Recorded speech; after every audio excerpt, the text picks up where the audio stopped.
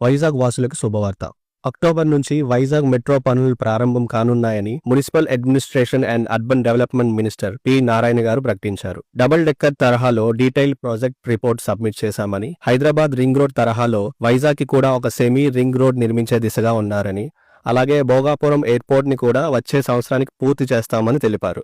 Airport కి సంబంధించి 22 highway ప్రాజెక్టుల్లో 15 highway project కి ఇప్పటికీ అనుమతి లభించిందని, మిగతా వాటిని కూడా సిద్ధం చేసే దిశగా ఉన్నారని వివరించారు. కాగా మొత్తం 4 కారిడార్లుగా విభజించి నిర్మించే దిశగా ఉన్నారని, మొదటి కారిడార్ గా steel plant Kommadi, second corridor గా Gurudwara to old post office, third corridor గా Thatichetlapalem to Chinawaltair, fourth corridor గా కొమ్మాది టు భోగాపురం. పూర్తి వివరాల కోసం గవర్నమెంట్ రిలేటెడ్ వెబ్సైట్ అయిన Andhra Pradesh metro rail corporation limited ను విజిట్ చేయగలరు.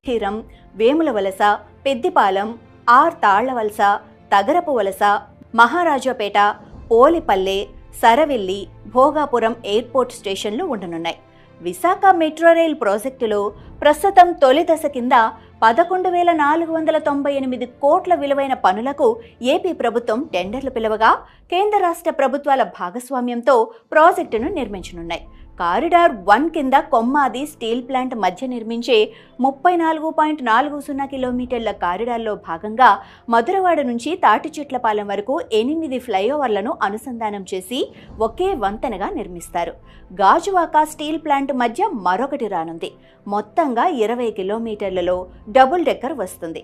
ఇక్కడ కింది రోడ్డు, దానిపైన 4 వరుసల్లో ఫ్లైఓవర్లు, వాటిపైన మెట్రో ట్రాక్ రానుంది.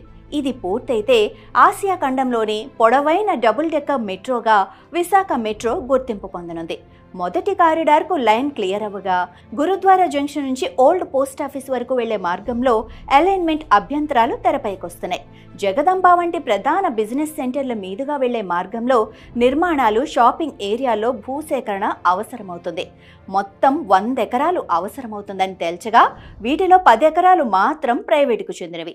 నిబంధనల ప్రకారం భూసేకరణ చేసి అభివృద్ధి ప్రాజెక్టులో వాళ్లను భాగస్వాములను చేస్తామని ప్రభుత్వం చెబుతోంది. మెట్రో రైలు